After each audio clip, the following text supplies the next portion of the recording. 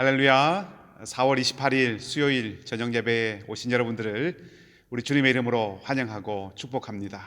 우리 각자의 처소에서 예배드리지만 이 시간 드리는 우리의 예배가 영과 진리로 하나님 앞에 나아가고 드려지는 복되고 아름다운 예배가 되기를 소망합니다.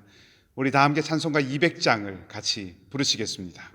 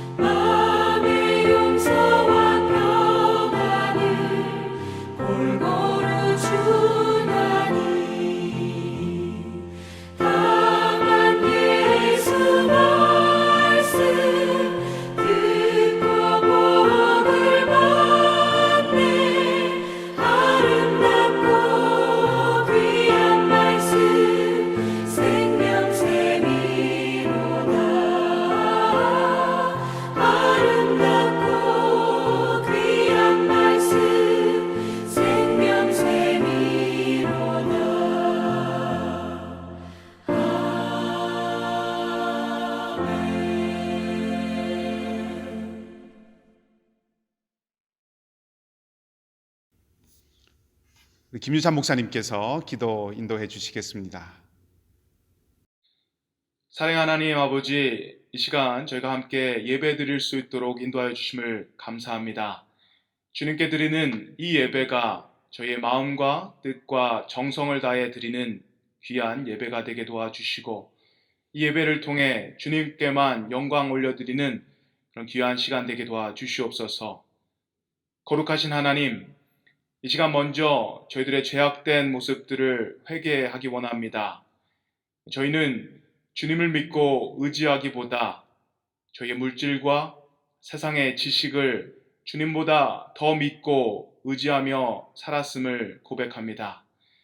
세상의 염려에 세상의 근심을 붙들고 살면서 주님이 주시는 그리스도 안의 기쁨과 평안을 온전히 누리지 못했던 저희였음을 고백합니다. 주님이 원하시는 하나님 사랑과 형제 자매의 사랑을 실천하지 못하고 개인의 욕심과 탐욕을 먼저 채우려는 이기적인 저희였음을 주님 고백합니다. 이 시간 저희를 긍휼히 여기사 저희의 죄를 용서하여 주시옵소서. 주님이 주시는 지혜와 용기를 가지고 세상을 지혜롭게 살아가며 하나님 아버지의 영광을 온전히 드러내는 거룩한 도구로 저희들을 사용하여 주시옵소서. 저희들을 선한 길로 인도하시는 하나님, 코로나 상황 가운데서 저희가 어떻게 살아가야 할지 막막해질 때가 있습니다. 하지만 주님의 함께 하심과 주님의 돌보심을 믿는 저희가 되게 하여 주시옵소서. 그래서 주님이 주시는 평안과 담대함으로 이 어려운 시간을 잘 극복할 수 있는 저희 모두 되게 도와주시옵소서. 많은 사람들에게 백신이 공급될 수 있어서 참 감사합니다. 더 안전하고 더욱 원활한 공급이 될 수 있도록 주님 도와주시옵소서. 특별히 기도하는 것은 코로나로 인해 육체의 연약함, 고통받고 있는 이들을 주님 꼭 만나주시고 치유하여 주시옵소서. 코로나로 인하여 사랑하는 이들을 만나지 못하는 슬픔과 아쉬움을 가지신 모든 분들을 주님 꼭 찾아가 주셔서 위로하여 주시옵소서. 물질과 직장, 진로의 어려움으로 힘들어하는 이들에게도 주님 꼭 찾아가 주셔서 만나 주시고 그들의 모든 것들이 온전히 회복될 수 있도록 주님 역사하여 주시옵소서. 저희 교회 공동체를 만드시고 또 이끄시는 하나님, 사랑하는 저희 교회를 위해서 기도드립니다. 담임 목사님과 장로님들, 교육자 모든 분들에게 주님의 힘과 능력을 주시고 그들을 이끌어 주시옵소서. 어려운 시간이지만 주님이 함께 하시면 위기도 기회가 될 수 있음을 알게 하시고 더욱더 주님을 믿고 의지하며 기도로 모든 계획들을 가꾸고 발전시켜 나가는 저희 이글스필드 교회가 되게 도와주시옵소서. 저희 교회에게 주신 귀한 주님의 사명을 다 감당할 수 있게 하시고 혹시라도 사랑을 잃어버리고 식어진 믿음으로 방황하는 성도님들이 있다면 지금 저희들이 그들을 위해서 기도하게 하시고 그들에게 다가가 주님의 사랑과 평안으로 그들을 위로하고 세울 수 있는 저희 모두가 되게 도와주시옵소서. 이 시간 묵상 본문 미리 맛보기 시간에 세우신 임재승 목사님과 함께 하시고 말씀을 통해 잠언의 깊은 뜻과 의미를 더욱 깊이 묵상할 수 있는 귀한 시간 될 수 있도록 주님 도와주시옵소서. 모든 영광 주님께 올려드리며 예수 그리스도의 이름으로 기도드립니다. 아멘. 교회 소식을 알려드리겠습니다. 여러분 가지신 주보나 교회 홈페이지에 게시된 교회 소식을 참조해 주시기 바랍니다. 온태리오 주정부의 스테이 앳 홈 오더가 지속되고 있습니다. 이에 따라서 5월 19일 수요일까지 모든 예배를 온라인으로 드리게 됩니다. 헌금 방법을 안내해 드립니다. 교회를 방문하셔서 우편함에 헌금 봉투를 넣어 주시거나 교회로 우편 발송해 주셔도 되고요. 이 트랜스퍼로도 헌금하실 수 있습니다. 이 트랜스퍼로 헌금을 하실 때에는 메모란에 본인 헌금 번호를 꼭 기입해 주시기를 부탁드립니다. 교회 온라인 헌금을 위해서 교회 재정부 이메일을 주보에 안내해 드렸습니다. 살펴보시고 확인하시기 바라고요. 이 트랜스퍼 헌금하실 때 비밀번호는 이글스로 설정해 주시기를 바랍니다. 매일 성경 5유로가 나왔습니다. 묵상교재는 주중에 교회로 오셔서 픽업해 가실 수 있습니다. 픽업이 가능한 시간은 수요일에서 금요일까지는 오전 10시에서 오후 3시까지이고요. 토요일은 오전 9시 30분에서 11시까지 오셔서 픽업해 가실 수 있습니다. 안전을 위해서 오시기 전에 꼭 교회로 먼저 전화를 주셔서 성함과 도착하시는 시간을 알려주시면 감사하겠습니다. 5월 구역장 모임도 온라인으로 갖도록 하겠습니다. 5월 7일 금요일 오후 7시 30분에 온라인으로 5월 구역장 모임 갖습니다. 우리 모든 구역장님들 기억하셔서 참여해 주시기를 부탁드리겠습니다. 아울러서 어려운 시기인데 우리 구역을 섬기는 우리 모든 구역장님들을 위해서 여러분 많이 격려해 주시고 또 기도해 주시고 또 함께 마음을 모아 주시기를 바랍니다. 제2기 묵상학교 모집하고 있습니다.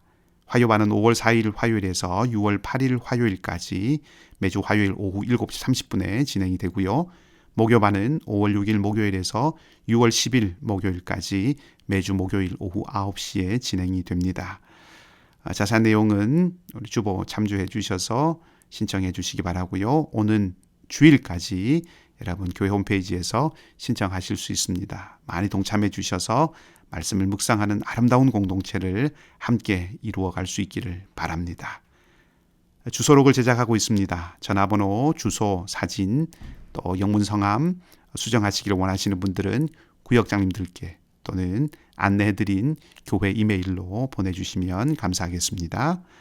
주보에 우리 구역 모임, 온라인으로 모이는 구역 모임 안내해 드렸습니다.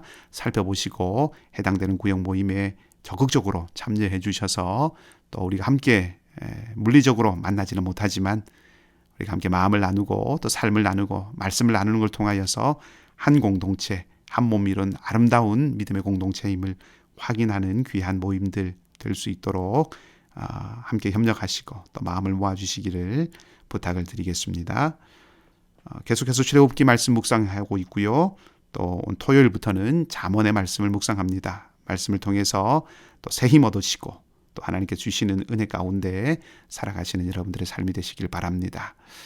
유치부 똑똑똑 빅 서프라이즈 우리 행사가 계속 진행되고 있습니다. 우리 자녀들을 위해서 또 섬기는 귀한 손길들을 위해서 계속해서 마음을 모아서 함께 기도하시고 격려해 주시기를 바랍니다. 오늘은 우리 묵상 본문 미리 맛보기 세 번째 시간으로 잠언의 말씀을 우리 임재승 목사님과 함께 살펴보고 또 말씀의 은혜를 함께 나누도록 하겠습니다. 이 시간 함께 나누실 하나님의 말씀은 잠언 1장 1절부터 7절까지의 말씀입니다. 제가 봉독해 드리겠습니다. 다윗의 아들 이스라엘 왕 솔로몬의 잠언이라. 이는 지혜와 훈계를 알게 하며 명철의 마음을 깨닫게 하며 지혜롭게 공의롭게 정의롭게 정직하게 행할 일에 대하여 훈계를 받게 하며 어리석은 자를 슬기롭게 하며 젊은 자에게 지식과 근신함을 주기 위한 것이니 지혜 있는 자는 듣고 학식이 더할 것이요 명철한 자는 지략을 얻을 것이라.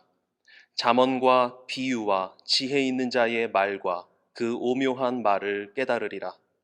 여호와를 경외하는 것이 지식의 근본이거늘 미련한 자는 지혜와 훈계를 멸시하느니라.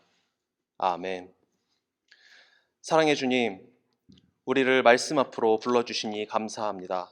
특별히 5월과 6월 2달 동안 하나님의 말씀 잠언을 묵상하게 하시니 감사합니다. 이 시간 하나님의 말씀을 더 잘 묵상하기 위한 마음과 열정으로 주님 앞에 나아가오니 우리에게 말씀 깨닫는 지혜를 허락하시고 이 말씀을 통하여 하나님께 더욱더 가까이 나아가 하나님의 자녀로 이 세상을 살아가는데 힘이 될 수 있도록 인도하여 주시옵소서. 예수님의 이름으로 기도드립니다. 아멘. 아시다시피 2021년에는 우리 이글스필드 교회가 다 함께 온 성도가 매일 성경 큐티 책으로 말씀을 묵상하고 있습니다. 그리고 5월과 6월 2달 동안 잠언을 가지고 함께 말씀을 묵상하기로 되어 있어서 오늘 말씀 묵상 미리 맛보기 시간을 가지게 되었습니다. 모두 매일 성경을 묵상하고 계시리라 믿습니다. 혹시 아니십니까? 이 책을 큐티 책을 구입하셔야 한다라는 부담을 드리는 것이 아니라 우리 이글스필드 온 교우가 함께 한 본문을 묵상하는 것이 또 여러 가지 의미가 있기 때문에 혹시 매일 성경을 구독하지 않으시더라도 매주 주보에 그 주 월요일부터 토요일까지 주일까지 묵상할 본문들이 나가니까 그것을 보시고 같이 성경 말씀을 묵상하시면 참 좋을 것 같습니다. 잠언, 특히 지혜의 책으로 많이 알려져 있지 않습니까? 그래서 다 같이 말씀을 묵상해 보시면 어떨까요? 잠언은 성경 전체에서 우리와 가장 친숙한 책 중에 하나입니다. 그리고 동시에 우리가 제일 많이 오해하는 본문이 제일 많이 들어있기도 합니다. 그동안 잠언을 통째로 혹은 부분 많이 읽고 묵상하셨겠지만 이번에는 조금 더 노력해서 말씀을 말씀답게, 잠언을 잠언답게 한번 묵상해 보시면 어떨까요? 오늘은 단순히 잠언이 어떤 책입니다 하는 정보 전달뿐만 아니라 그것을 뛰어넘어서 이 말씀을 어떠한 방향성을 가지고 묵상하면 좋을지도 나누어 보았으면 좋겠습니다. 이를 위해서 먼저 성경을 어떻게 묵상하면 좋을지 잠언에만 국한되지 않는 보편적인 성경 읽는 방법을 아주 잠깐만 간단하게 언급해 보려고 합니다. 해석학 수업이 아니기 때문에 이것을 세분화해서 전문적으로 다루는 것이 아니라 말씀을 오해하기 쉬운 잘못된 묵상, 제대로 된 접근 두 가지로만 한번 나누어서 대략적으로 설명을 드려보겠습니다. 먼저 간단한 영상 하나 보시겠습니다.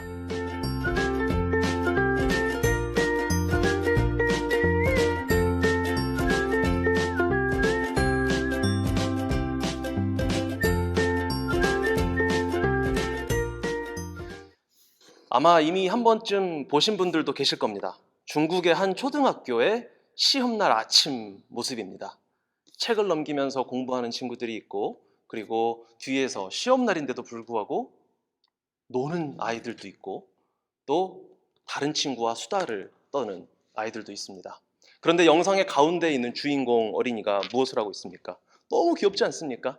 마치 본인의 손에 책 내용이 담겨 있는 것처럼 떠서 머릿속에 집어넣습니다.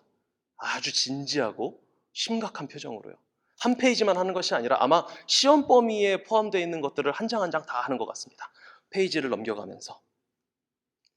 저 아이가 귀엽지만 또 너무 재밌고 웃기는 이유가 무엇이냐면 저게 말도 안 되는 짓이라는 것을 저와 여러분 모두 알고 있기 때문입니다. 저렇게 해서 외워지면 얼마나 좋을까요? 그러면 시험을 망칠 일이 없겠죠. 시험을 못 볼 사람이 없겠죠. 그런데 저와 여러분이 성경을 읽고 묵상할 때 바로 저런 식으로 저 영상의 저 어린이와 같은 행태를 보일 때가 있다는 사실을 아십니까? 그것은 저도 마찬가지입니다. 흔히 저지르는 실수, 오류가 바로 저런 방식입니다. 바로 성경을 전후 좌우 따지지 않고 묻지 않고 그냥 눈에 보이는 대로 받아들이는 것입니다.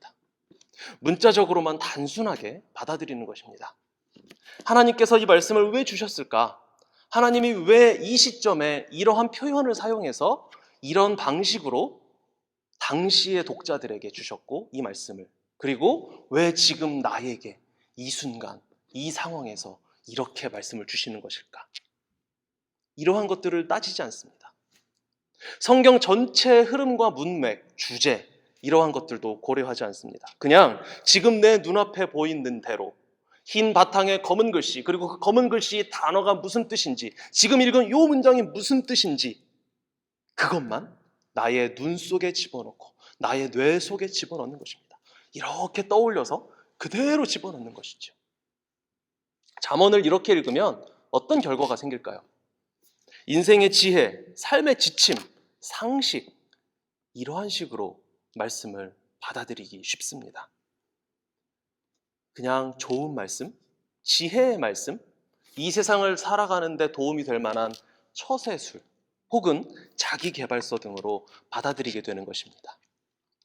사실 내용상으로는 일반 격언집과 다를 바가 없는데 그래도 성경이니까 그래도 하나님의 말씀이니까 조금 더 권위 있는 조금 내 마음을 좀 부담으로 다가와야만 하는 그 정도 지혜로 다루게 되는 것입니다.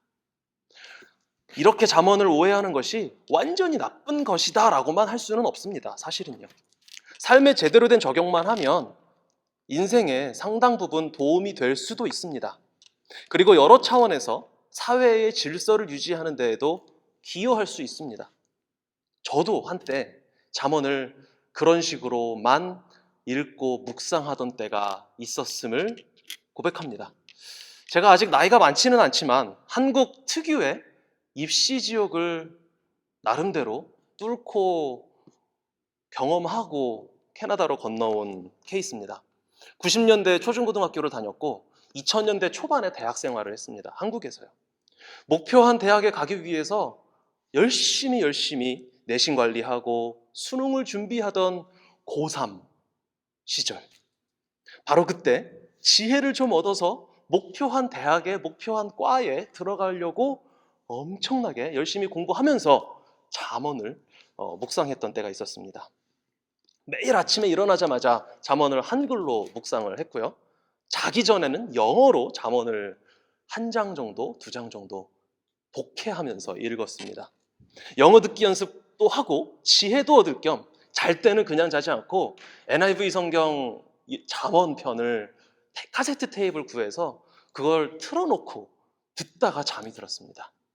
아마 고3 1년 동안에만 제가 잠언을 최소 10번 이상은 읽지 않았을까, 읽고 듣지 않았을까 생각이 듭니다. 물론 긍정적인 효과가 분명히 있었습니다. 어쨌든 말씀을 읽고 묵상하는 건 좋은 것 아닙니까? 안 하는 것보단 낫죠. 당연하죠. 게다가 영어로 읽고 듣기까지 했으니 영어 공부가 되었던 것도 분명한 사실이었겠죠. 그리고 어쩌면 그것이 밑바탕이 돼서 제가 지금 한국을 떠나서 캐나다까지 와서 공부를 하고 있는 것일지도 모르겠습니다. 그리고 지혜를 얻고자 하는 간절함과 그 간절한 기도에 응답하신 하나님의 역사 덕분에 제가 지금 이 자리에 서 있을 수 있다고 믿습니다. 하나님께서는 단 한순간도 허투루 보내게 하시는 순간이 없으니까요. 이런 식의 묵상을 비하할 필요도 없고 또 쓸데없는 것으로 치부해버릴 필요도 없습니다. 그러나 잠언을 그저 훌륭한 말씀, 지혜와 지식을 얻게 만들어주는 자기계발서, 자기계발의 통로, 이 정도로만 읽고 묵상하고 마치는 것은 문제가 있습니다. 잠언을 비롯한 성경을 제대로 읽고 묵상하기 위해서는 성경 66권 전체를 흐르는 성경의 원저자이신 하나님의 뜻을 염두에 두어야 합니다. 성경 전체를 통하여 하나님은 무엇을 말씀하십니까? 바로 우리를 구원하신 과정, 역사, 이유, 목적, 그리고 이 모든 것의 결말입니다. 이것을 한마디로 구원의 역사, 구속사라고 합니다. 하나님의 구원이 성경의 각 권마다 어떻게 나타났는지를 저와 여러분은 고려해야 할 필요가 있습니다. 그리고 그 흐름 속에서 성경을 어떻게 읽어야 할지를 고민해 봐야 할 것입니다. 잠언도 마찬가지입니다. 하나님의 구원이 잠언에는 어떻게 표현되어 있는가? 그리고 잠언 전체의 흐름과 주제, 하나님의 의도가 무엇일까? 이것을 고려하면서 한 절 한 절 읽고 묵상해야 하는 것입니다. 첫 번째 묵상 방식이었던 잘못된 것, 문자적 해석, 이렇게 떠서 올리는 그 방식이요. 그것은 말과 글을 이해할 수 있는 사람이라면 누구나 다 할 수 있는 것입니다. 특별할 게 없습니다. 하지만 구원의 역사 속에서 하나님의 뜻을 헤아리는 방식의 성경 묵상, 잠언 묵상은 아무나 하지 못합니다. 오직 은혜 받은 자라야만 가능합니다. 아무리 학식이 뛰어나고 IQ가 높고 똑똑하고 머리가 좋다고 할지라도 하나님께서 말씀을 묵상하여 구원에 이르게 하시는 그 은혜를 주지 않으시면 그러한 방식의 묵상은 할 수가 없습니다. 다시 말하면 성도의 특권이라는 말씀입니다. 사실 구속사적으로 성경을 읽는 것, 다른 책들은 그나마 어렵지 않습니다. 어떤 경우에는 특별히 신경 쓰지 않아도 책의 흐름만 잘 따라가면 구속사적인 해석을 자연스럽게 하게 되는 경우도 많습니다. 대표적인 예가 지금 묵상하고 계시는 출애굽기 말씀이죠. 그 자체가 하나님께서 이스라엘을 어떻게 구원하셨는지를 알려주고 계시잖아요. 역사적으로. 그러니까 그러한 것들은 사실은 이런 면에 있어서는 아주 어렵다고 볼 수는 없습니다. 하지만 잠언은 특히 장르적인 특성 때문에 그게 쉽지가 않습니다. 시편과 마찬가지로 시죠. 운문으로 되어 있습니다. 그래서 함축적인 언어, 표현, 상징 이런 것들이 많고 여러 편의 운문들이 엮여 있고 묶여 있고 등장하고 있기 때문에 흐름을 잡기도 쉽지가 않습니다. 그래서 그냥 눈에 보이는 대로 그냥 지금 읽는 구절만 뚝 떼어서 자기계발서 혹은 삶의 지혜 차원에서 읽고 끝내기가 너무 쉬운 것입니다. 장르에 대해서는 좀 잠시 후에 다시 언급하기로 하고, 그러면 잠언을 잠언답게, 구원의 말씀인 성경 말씀답게 읽고 묵상하기 위한 기본적인 정보를 한번 살펴보겠습니다. 제목입니다. 이 책의 제목은 다 아시는 대로 우리말로는 잠언입니다. 그리고 영어로는 Proverbs. 뜻을 따져보자면 문자 그대로는 훌륭한 말씀, 격언이라는 뜻입니다. 이게 히브리어 원문으로는 솔로몬의 잠언이라는 뜻의 메셸레 쉘로모라고 합니다. 출애굽기 맛보기 시간에 배우셨듯이 히브리어 성경은 각 권의 첫 단어나 첫 구를 제목으로 삼습니다. 히브리어 잠언이 바로 이렇게 시작하는 것입니다. 잠언이다, 솔로몬의, 이렇게 시작됩니다. 여기서 메셸레는 마샬이라는 단어의 소유격이고, 원형인 마샬이라는 이 히브리어는 직역하면 비유적인 말, 비유의 언어, 비유를 하기 위해 특별히 고안된 말이라는 뜻을 가지고 있습니다. 재미있는 사실은 마태복음 13장 34절 말씀에 보면 예수님께서 비유로 말씀하셨고 비유가 아니면 말씀하지 않으셨다라고 기록하고 있는데, 여기서 이 비유라는 단어가 헬라어로는 아마도 친숙하신 파라볼레라는 영어 헬라어 단어인데, 이것이 히브리어로는 마샬이라는 것입니다. 벌써 제목에서부터 예수님의 향기가 조금씩 나지 않습니까? 다음은 저자입니다. 잠언의 첫 구절, 첫 문장도 그렇고 잠언이다, 솔로몬의, 우리의 일반 상식으로도 잠언의 저자는 솔로몬이라고 알려져 있습니다. 하지만 솔로몬이 잠언의 유일한 저자는 아닙니다. 물론 솔로몬의 잠언이 많은 부분을 차지합니다. 대부분의 잠언을 솔로몬이 썼습니다. 그리고 열왕기상 4장 32절에는 솔로몬이 3천여 편의 잠언을 말했다라고 말씀합니다. 그 중에 극히 일부가 이 성경 잠언에 남아있는 것입니다. 솔로몬 외에도 그러나 지혜자들, 아굴, 르무엘 왕 등이 잠언의 공동 저자입니다.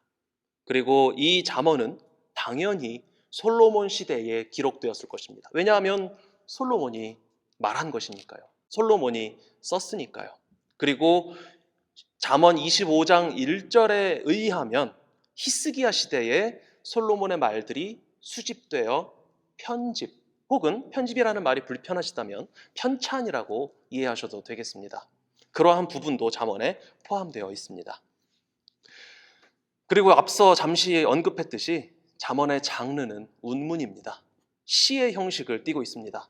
따라서 시로서의 독특한 문학적 기법들이 잠언에 굉장히 많이 사용되었습니다.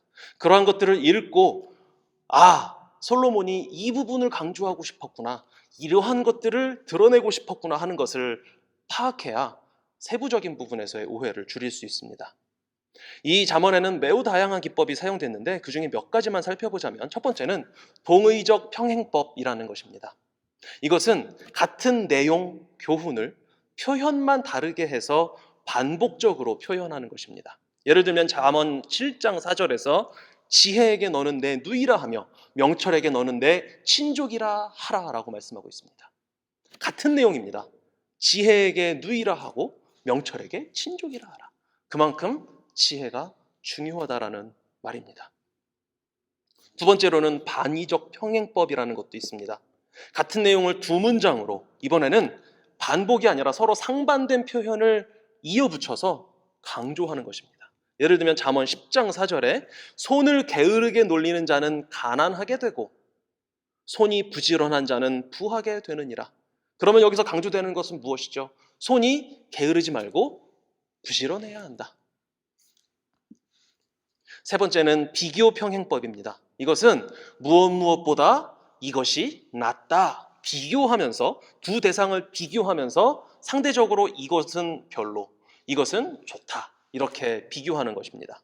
예를 들면 잠언 15장 16절, 가산이 적어도 여호와를 경외하는 것이 크게 부하고 번뇌하는 것보다 나으니라. 여호와를 경외하는 것이 얼마나 중요한지를 비교 평행법으로 나타내고 있는 것입니다. 네 번째는 수적 평행법이라는 사용법도 있습니다. 어떠한 사항에 대해서 예를 여러 가지를 나열을 할 때 연속되는 숫자 두 개를 말합니다. 서너 가지, 두세 가지, 대여섯 가지, 예닐곱 가지. 그리고 보통 실제 내용으로 들어가면 두 번째 숫자, 큰 숫자, 서너 가지에서는 네 가지, 예닐곱 가지에서는 일곱 가지. 이렇게 뒤쪽에 큰 숫자에 숫자가 맞춰지는 경우가 대부분입니다. 그래서 잠언 30장 21절부터 23절까지의 말씀을 보면 세상을 진동시키며 세상이 견딜 수 없게 하는 것이 서넛 있나니, 서너 가지, 세 가지 혹은 네 가지가 있는데 그 뒷 내용을 보면 네 가지 사항이 등장하고 있습니다. 그리고 다섯 번째입니다. 이미지, 상징을 통한 표현도 잠언에 많이 사용됩니다. 은유나 직유, 상징과 같은 비유법들입니다.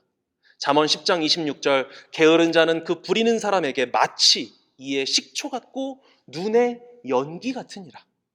잠언 17장 3절, 도가니는 은을, 풀무는 금을 연단하거니와 여호와는 마음을 연단하시느니라. 잠언 19장 13절, 미련한 아들은 거의 아비의 재앙이요 다투는 아내는 이어 떨어지는 물방울 같으니라.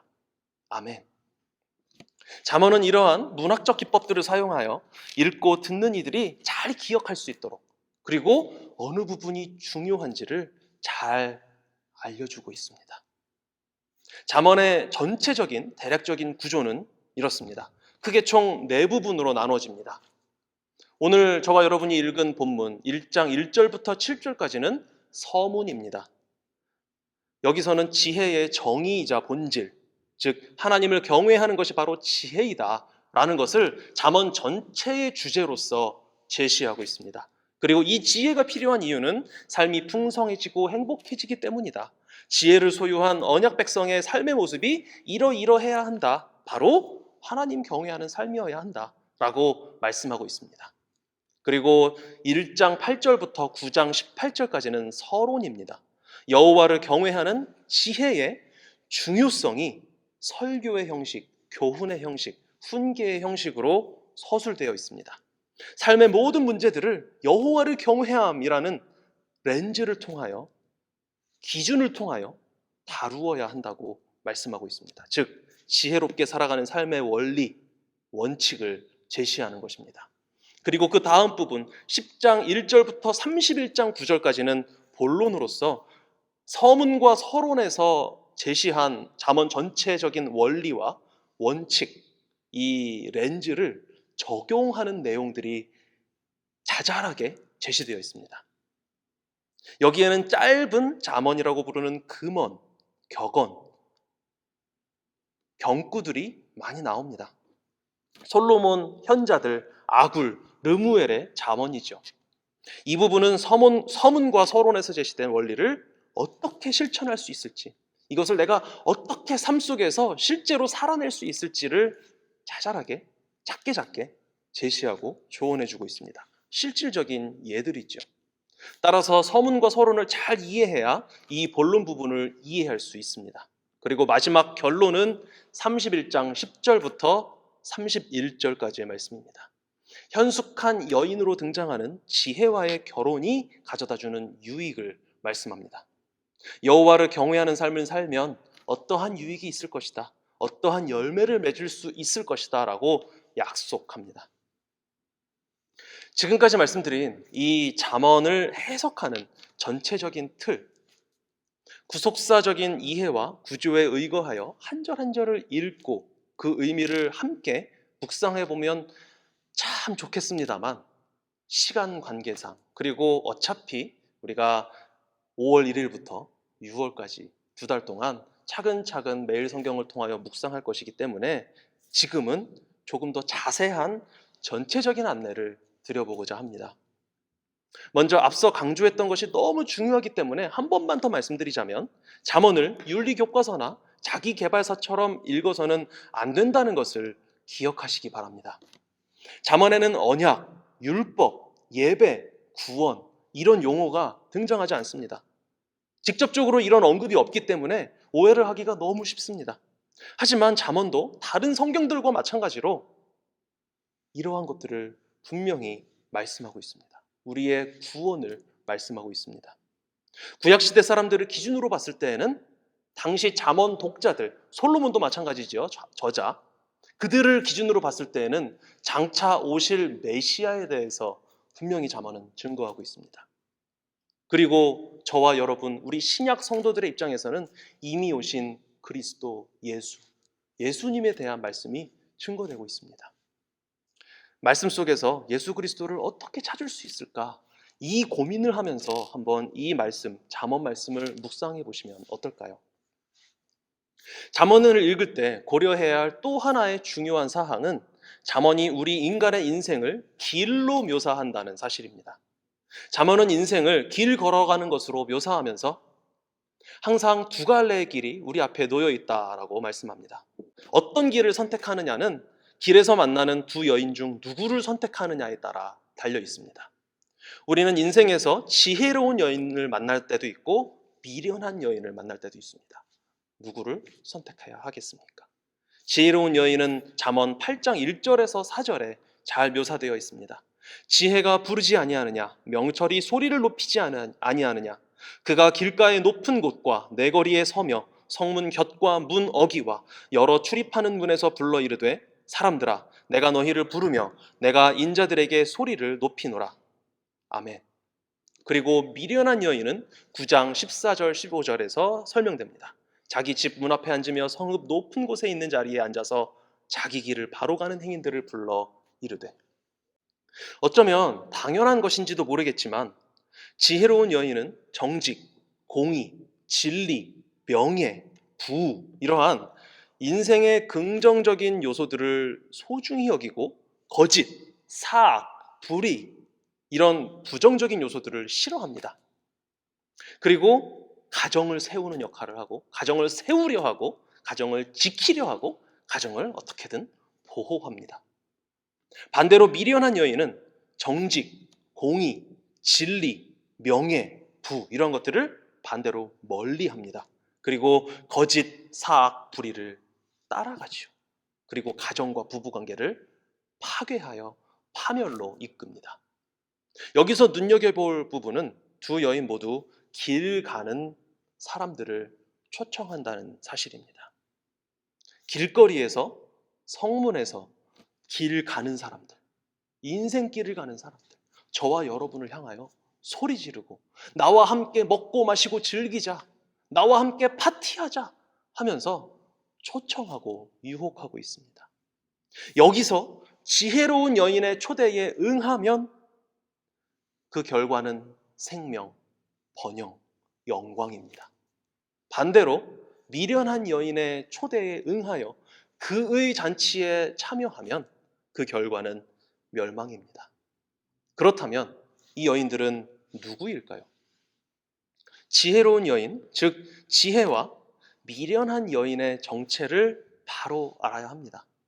잠언 9장 1절에서 3절에 이렇게 말씀합니다. 지혜가 그의 집을 짓고 7 기둥을 다듬고 짐승을 잡으며 포도주를 혼합하여 상을 갖추고 자기의 여종을 보내어 성중 높은 곳에서 불러 이르기를.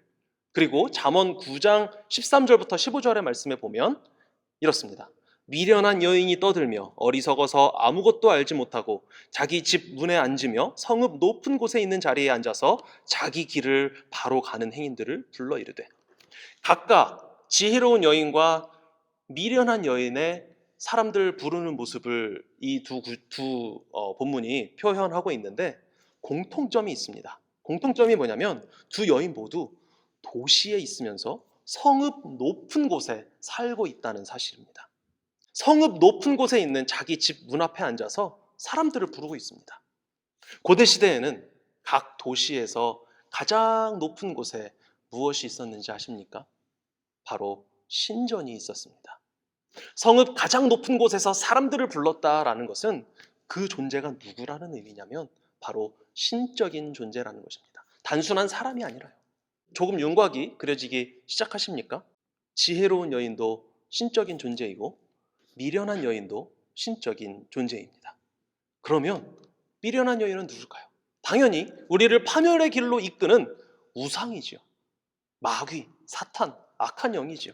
우리를 걸려 넘어지게 하는 영적인 존재들입니다. 그렇다면 반대로 지혜로운 여인, 즉 지혜는 누구일까요? 하나님이실까요? 반은 맞고 반은 틀린 대답입니다. 무슨 말일까요? 잠언 8장 22절에서 31절 말씀을 보면 지혜의 정체를 조금 더 정확하게 추측해낼 수 있습니다. 지혜가 하나님과 밀접한 관련을 가진 것, 하나님의 속성 중에 하나인 것은 맞는데 이 말씀에서부터 지혜는 하나님이 아니라 하나님 아버지와는 또 다른 뭔가 독립적인 실체로 밝혀지기 시작합니다. 하나님께서 세상을 창조하실 때 지혜도 그 옆에 같이 있었다고 합니다. 그리고 심지어 하나님 아버지께서 세상을 창조하실 때 그 창조에 지혜도 가담하여 창조자가 되었다라고 고백하고 있습니다. 지혜 자신의 고백입니다. 놀랍게도 궁창과 하늘, 바다, 땅, 사람, 이 창조의 순서, 창세기 1장에 나타난 창조 순서 그대로 창조하실 때 지혜가 그 옆에 있었고 내가 그 곁에서 창조자가 되었다라고 말씀하고, 그러면 누굽니까? 누굴까요? 여기서 혹시라도 요한복음 1장 말씀이 떠오르신 분이 계셨다면 제가 천재라고 불러드리겠습니다. 예, 요한복음 1장 1절부터 3절까지의 말씀입니다. 태초에 말씀이 계시니라. 이 말씀이 하나님과 함께 계셨으니 이 말씀은 곧 하나님이시니라. 그가 태초에 하나님과 함께 계셨고 만물이 그로 말미암아 지은 바 되었으니 지은 것이 하나도 그가 없이는 된 것이 없느니라. 아멘. 그렇습니다. 예수 그리스도이십니다. 고대 히브리 사람들의 세계관은 우주 안에 하나님의 지혜가 가득 차 있다는 것이었습니다. 그리고 고대 그리스, 헬라 사람들의 세계관은 우주 안에 하나님의 이성, 하나님의 논리, 하나님의 말씀, 하나님의 로고스가 가득 차 있다라는 것이었습니다. 태초에 지혜가 계시니라, 잠언 말씀입니다. 태초에 말씀이 계시니라, 요한복음의 말씀입니다. 이 지혜 말씀은 결국 히브리 세계관과 그리스 세계관에 의하면 동일한 존재요, 그분은 바로 저와 여러분이 구원자로 믿는 예수 그리스도이신 것입니다. 즉 잠언 말씀은 지금 예수 그리스도를 증거하고 있는 것입니다. 물론 저자인 솔로몬은 물론이고 이 말씀을 들었던 그 당시의 구약 성도들은 예수님을 몰랐습니다. 예수님이 아직 성육신하여 이 땅에 오지 않으셨으니까요. 그러나 이 지혜가 장차 오실 메시아, 히브리어로는 메시아, 헬라어로는 그리스도라는 사실을 알고 있었음은 분명합니다. 우리는 그분이 바로 예수로 오신 분, 예수 그리스도이시라는 것을 더 정확하게 알고 있는 것이고요. 요한복음 1장은 신적인 말씀이신 예수 그리스도를 말씀하고 있고 잠언 8장은 신적 지혜이신 그리스도를 가르치고 있는 것입니다. 신약을 보면 예수님은 지혜와 밀접한 관련을 맺고 있으십니다. 예수님이 12살 때 6월절에 마리아와 요셉, 즉 본인의 부모님, 육신의 부모님과 함께 예루살렘에 갔던 사건이 있었던 것을 기억하실 겁니다. 6월절 행사를 마치고 이제 고향으로 돌아가는 길에 갑자기 예수님이 없어졌어요. 12살짜리 사춘기였겠죠. 갑자기 사라진 겁니다. 실종됐습니다. 그래서 부모님이 막 이제 왔던 길을 되돌아가면서 예수 어딨니? 예수 어딨니? 뭐 이렇게 찾으셨겠죠. 그런데 없어진 거예요. 그러다가 3일 만에 겨우겨우 예루살렘까지 다시 돌아가서 찾았는데 어디서 찾았습니까? 12살짜리 예수님이 성전에 앉아서 율법 교사들과 토론을 벌이고 있는, 랍비들 사이에서 토론을 벌이고 있는 모습을 찾은 겁니다. 그때 누가복음 2장 47절에서는 이렇게 고백합니다. 듣는 자가 다 그 지혜와 대답을 놀랍게 여기더라. 아멘. 예수님께 지혜가 있었는데 그 지혜 때문에 사람들이 다 놀랐다는 것입니다. 그런데 정말 재미있는 사실은 뭐냐면 이 이야기가 기록된 곳이 누가복음 2장 41절부터 51절까지인데 바로 그 앞구절과 뒷구절을 보셔야 한다는 겁니다. 누가복음 2장 40절, 이 이야기의 바로 앞구절입니다. 여기에는 아기가 자라며, 예수님이 아기일 때죠. 아기가 자라며 강하여지고 지혜가 충만하여 하나님의 은혜가 그의 위에 있더라. 지혜가 충만하여 아기 예수님에게. 그리고 이 에피소드, 이 이야기 다음 구절인 누가복음 2장 52절에는 이렇게 말씀합니다. 예수는 지혜와 키가 자라가며 하나님과 사람에게 더욱 사랑스러워 가시더라. 아멘. 이 사건 이후에도 예수님은 계속해서 지혜가 키와 함께 더 자라가셨다는 것입니다. 예수님은 공생애 중에도 사람들은 예수님의 가르침을 통하여 그에게 엄청난 지혜가 있음을 알았습니다. 마태복음 13장 54절에는 이렇게 말씀합니다. 예수께서 이 모든 비유를 마치신 후에 그곳을 떠나서 고향으로 돌아가사 그들의 회당에서 가르치시니 그들이 놀라 이르되 이 사람의 지혜와 이런 능력이 어디서 났느냐. 아멘. 그리고 또한 지혜의 근본이 바로 하나님을 경외하는 것인데 예수님의 인생을 보면 성부 하나님께 대한 경외로 가득 차 있지 않습니까? 고난과 죽으심 앞에서 예수님은 괴로움 속에서 기도하면서도 이 잔을 내게서 지나가게 하옵소서. 그러나 나의 원대로 마시옵고 아버지의 원대로 하옵소서 라고 고백하며 기도하십니다. 빌립보서에서 사도 바울은 이렇게 외칩니다.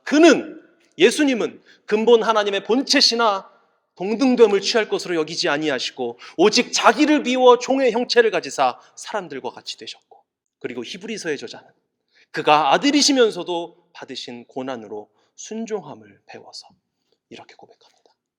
지혜는 예수님을 가리키는 것일 수밖에 없습니다.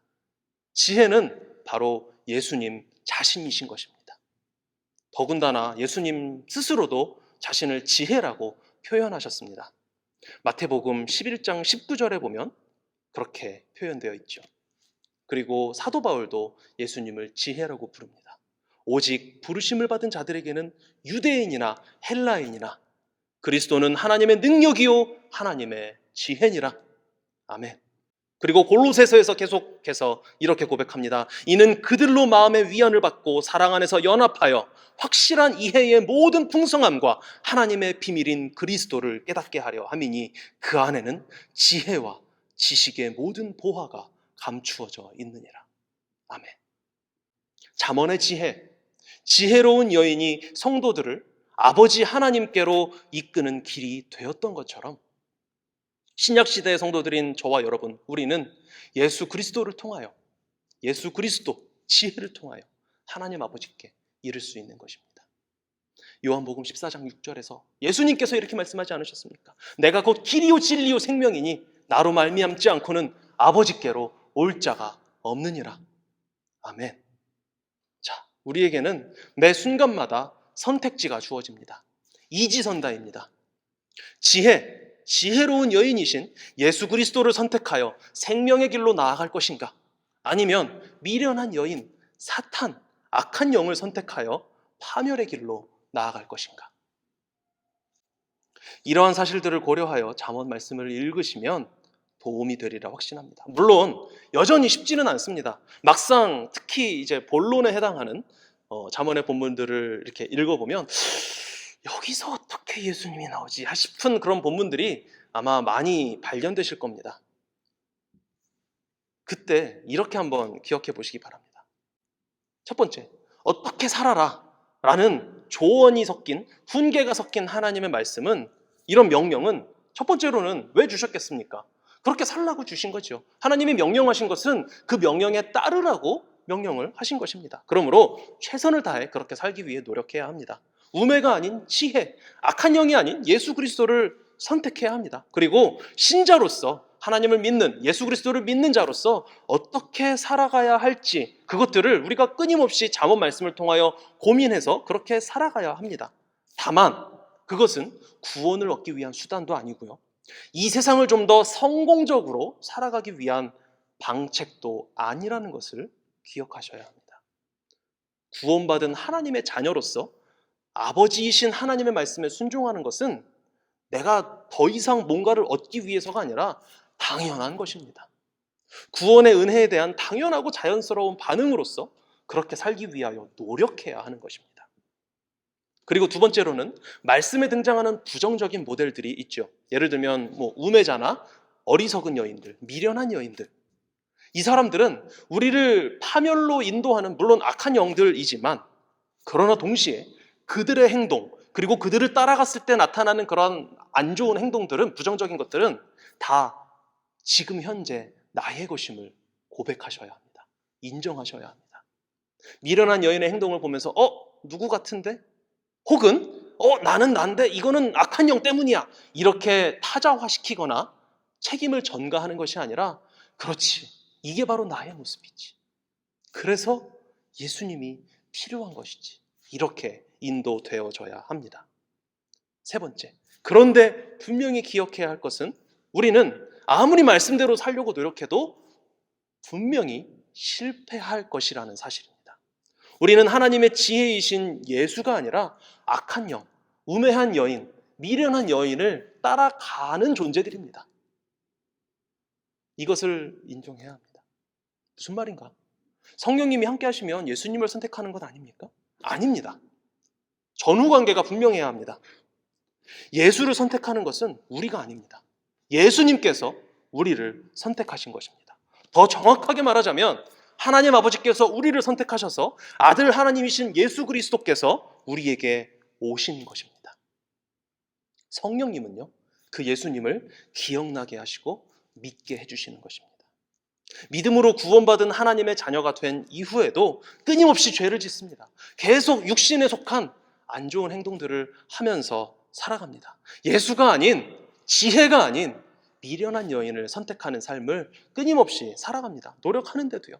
그럴 때마다 성령님께서는 우리에게 그러한 잘못을 깨닫게 하시고, 바로 그러한 부족함과 연약함 때문에 예수님께서 십자가에 나 대신 죽어주셨다라는 이 복음을 기억나게 해주시는 것입니다. 내가 실패했을 때, 그것 봐, 너는 안 돼, 너 스스로는 아무것도 할 수 없어, 그래서 예수님이 널 위하여 죽어주셨잖아. 성령님께서 이렇게 우리에게 말씀해 주시는 것입니다. 그리고 예수님께서 십자가 사랑으로 우리를 안아주시는 것입니다. 그렇다면 잠언 묵상과 관련하여 우리 삶에서의 지침은 무엇일까요? 먼저는 지혜이신 예수 그리스도를 의지하여 하나님 아버지를 경외하는 것입니다. 그리고 은혜로 받은 그 구원에 반응하여 아버지 하나님의 뜻에 따라 살기 위하여 최선을 다하는 것입니다. 그리고 실패했을 때 나의 지혜가 아니라 하나님의 지혜이신 예수 그리스도를 다시금 전적으로 의지하는 것인 줄 믿습니다.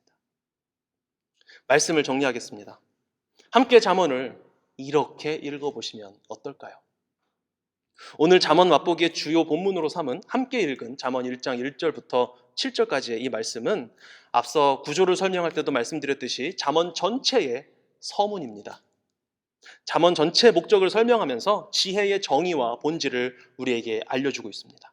잠언의 목적은, 잠언은 지혜와 훈계를 알게 하며 명철의 말씀을 깨닫게 하며 지혜롭게, 공의롭게, 정의롭게, 정직하게 행할 일에 대하여 훈계를 받게 하며 어리석은 자를 슬기롭게 하며 젊은 자에게 지식과 근신함을 주기 위한 것입니다.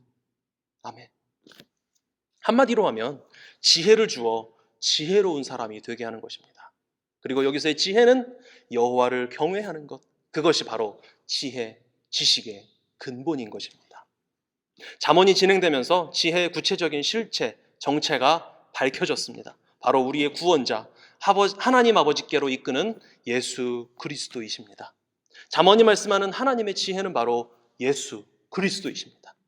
잠언은 우리에게 예수 그리스도를 믿음으로 하나님을 경외하라라고 말씀하고 있습니다. 크고 작은 여러 가지 실천 사항들은 우리가 이 세상에서 어떻게 더 좋은 스펙을 쌓고, 어떻게 하면 인간관계를 잘 맺을 수 있고, 어떻게 하면 손해보지 않을 수 있고, 어떻게 하면 재물을 더 잘 모을 수 있고, 어떻게 하면 더 높은 자리에 올라갈 수 있는가? 그것을 알려주는 처세술이 아닙니다. 또한 이 세상을 보다 아름답고 질서 있고 조화롭게 만들기 위한 윤리 교과서도 아닙니다. 물론 이 말씀들을 읽고 실천하다 보면 부수적으로 그러한 일들이 일어날 수도 있겠지요. 그러나 잠언의 본질은, 잠언의 원래 목적은 지혜이신 성자 하나님 예수 그리스도를 통하여 성부 하나님을 경외하는 삶을 살아가는 것입니다. 자, 이제 잠언 말씀들을 읽고 묵상할 때 어떻게 받아들이면 좋을지 감이 잡히십니까? 그럼 테스트 한번 해볼까요? 연습 문제. 잠언 23장 13절, 14절 말씀을 읽고 적용해 보시오.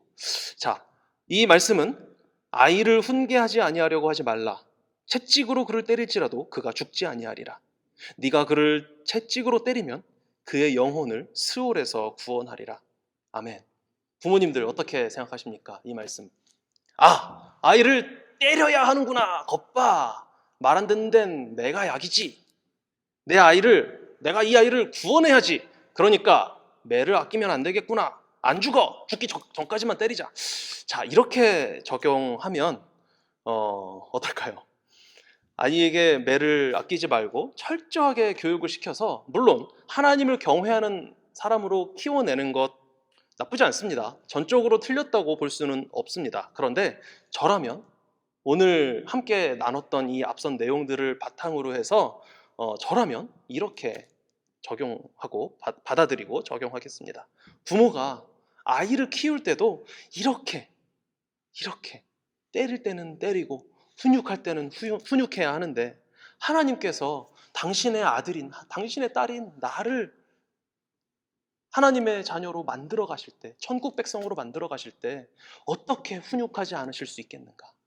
나에게 일어나는 부정적인 일들, 나쁜 일들, 이런 것들이 어쩌면 하나님이 나 잘 되라고 인생의 채찍으로 때리시는 것일 수도 있겠구나 하면서 인생에 어려움이 있을 때 내 인생에 적용해 볼 수 있지 않을까요?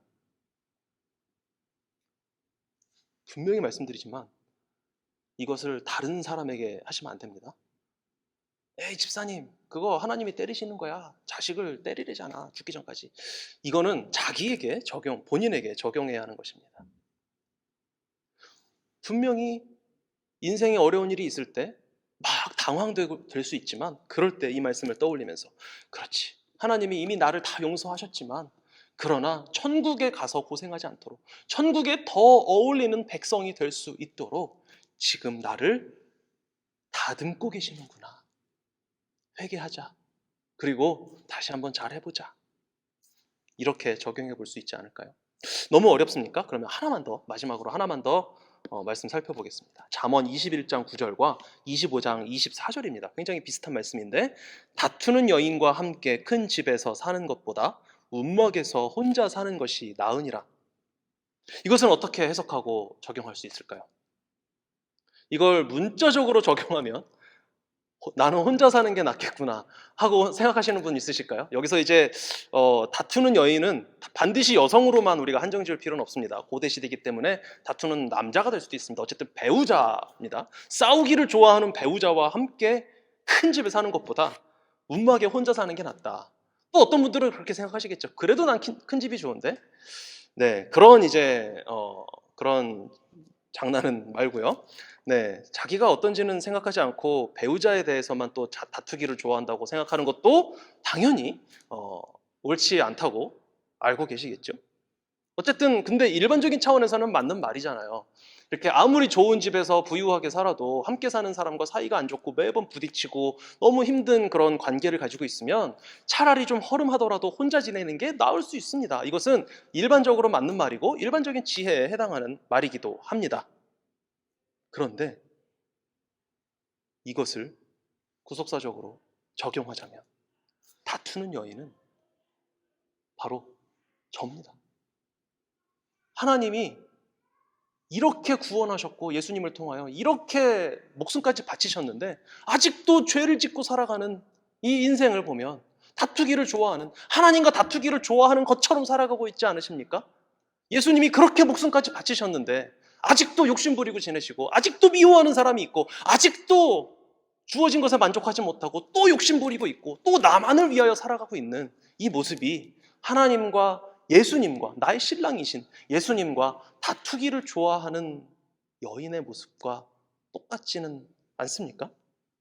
그래서 이 말씀에 의하면 일반적인 상식 차원에서 보자면 예수님이 우리를 데리고 천국에서 사시는 것보다 우리 가식 것들은 그냥 보내버리고 허름한 곳에 사시는 것이 낫다는 겁니다.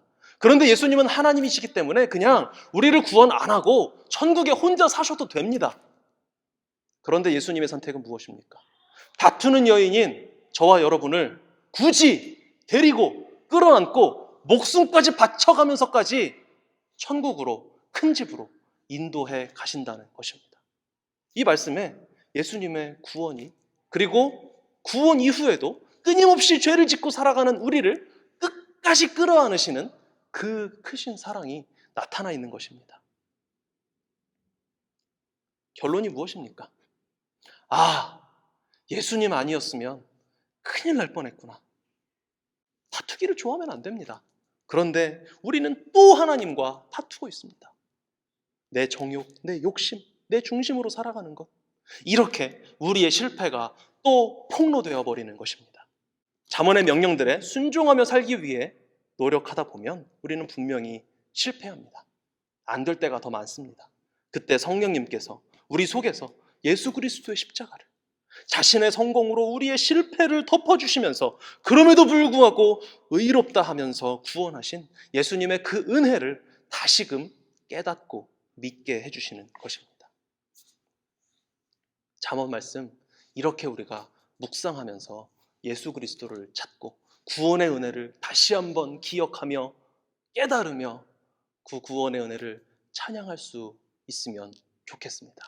5월과 6월 2달간 한 절 한 절 또 한마디 한마디 잠언의 말씀을 묵상하면서 우리 함께 구원의 은혜를 다시 한번 깨닫고 또 하나님의 백성으로서 하나님의 자녀로서 더 은혜롭게 살아가기로 소원하며 다짐하며 또 최선을 다하는 우리 이글스필드 모든 공동체 가족들이 되시기를 간절히 원합니다. 기도하시겠습니다. 사랑의 주님, 저희들에게 하나님의 계시의 말씀 성경을 주셔서 구원의 은혜를 깨달아 알고 믿게 하시고 달고 오묘한 그 말씀을 읽고 묵상할 수 있는 오감과 지성을 허락하시니 감사합니다. 특별히 5월과 6월 2달간 묵상할 말씀으로 잠언을 주시고 오늘 이렇게 함께 말씀 전체를 조망할 수 있는 기회를 주신 것에 감사드립니다. 주님께서 저희들에게 주신 이 생명의 말씀을 저희들이 가진 제한적인 경험과 지식, 고정관념에 의하여 해석하지 않기를 원합니다. 저희들에게 유리한 방향으로 왜곡되게 읽고 해석하여 적용하지 않기를 원합니다. 말씀을 통하여 말씀하기를 원하시는 하나님의 뜻과 계획이 저희들에게 온전히 알려지게 하시고 그것을 알게 되었을 때에 그것을 회피하고 애써 부인하는 것이 아니라 그 말씀의 빛 아래에 저희들의 치부를 기꺼이 드러내어 예수 그리스도의 십자가 보혈로 깨끗이 씻김 받을 수 있는 은혜를 허락하여 주시옵소서.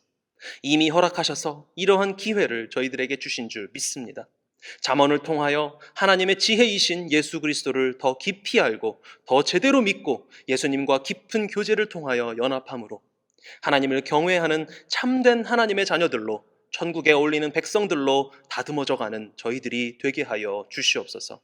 지혜의 근본이요 본체이신 예수 그리스도를 본받아 하나님을 경외하게 하시고 우리의 실패를 십자가 보혈로 덮어주신 예수님의 그 은혜에 전적으로 의지하게 하시는 성령님의 역사로 충만한 삶 살아가는 저희들 되게 하여 주시옵소서. 예수님의 이름으로 기도드립니다. 아멘. 잠언을 통하여 발견하게 되는 예수 그리스도의 구원의 은혜, 우리를 살리려고 자신의 목숨을 아끼지 않으신 하나님의 아들 하나님의 희생과 유일한 아들의 목숨까지도 마다하지 않고 내어주신 아버지 하나님의 크신 사랑, 그리고 이 놀라운 복음을 믿게 하시고 기억나게 하시며 나의 부족함을 깨달아 회개하게 하시는 성령 하나님의 역사하심을 기억하시면서 함께 찬양하시겠습니다. 생명과 바꾼 주의 사랑을 함께 찬양하십시다.